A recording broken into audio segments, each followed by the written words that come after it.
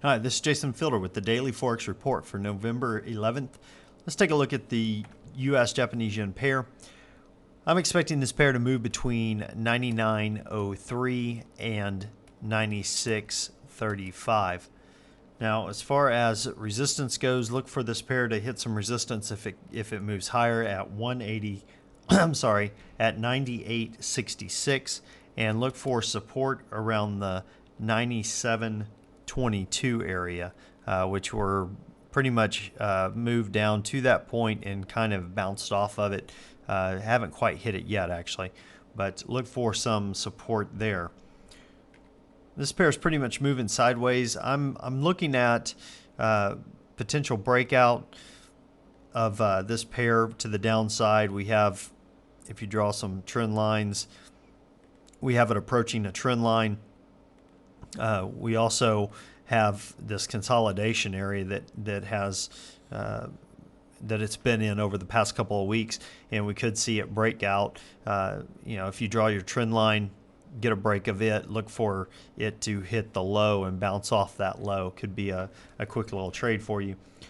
Let's take a look at the Euro USD pair. This pair I'm expecting to move between 128.89 on the high side, on the low side 123.86. Now look for some resistance around the 2600 level, and as far as support goes, look for some support around 24.90.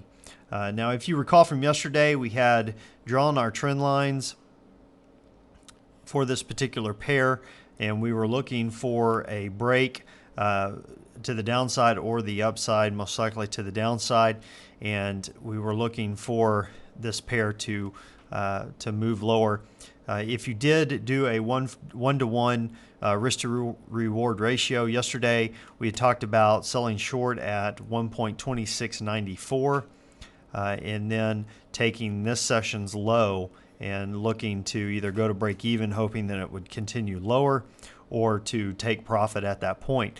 If you did a one-to-one ratio for this, you would have been at risking around 160, if I recall correctly, and you would not have been stopped out. It did hit it and then pulled back hard against it around 100 pips, but then came down, and if you exited at that point, you would have made around 160 pips or so. So that's a decent little trade. Now let's take a look at the pound US dollar pair. This particular pair moved lower as well today. I'm expecting it to move between 158.11 and 151.97. Now look for some resistance around 155.36 if it moves higher, and as far as support goes, look for some support around 15200. I think we'll see some support at that point.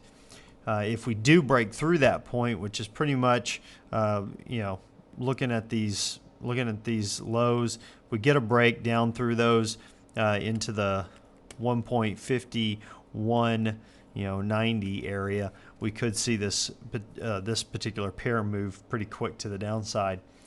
Now looking at the Swiss US dollar pair, it did move higher today, breaking out of this resistance that had formed over several bars, several sessions, and I do anticipate this pair moving higher.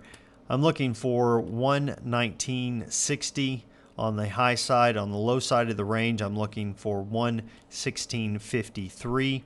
Look for some resistance around the same area as our top of our range, around the 119.60 area.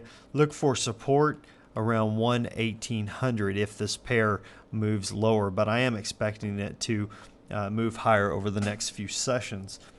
Now the pound had their total trade balance for September released yesterday, and it was lower than expected at negative 3.863 billion pounds, and that's a drop from negative 4.428 billion pounds. So it was a rather large jump.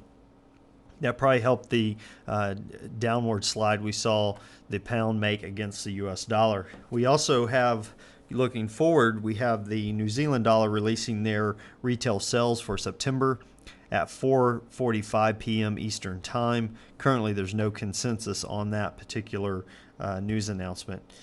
Also, the Japanese have their domestic corporate goods price being released on for October, and that's going to be at 6:50 p.m. Eastern Time tomorrow. The consensus is that it has dropped from 6.8% down to 5.5%. So if you are watching the market at 6:50 p.m. tomorrow, you definitely should take a note of that. If it comes out worse than expected, we could see the market move a little bit off that news. Well, until next time, this is Jason Fielder. Good trading.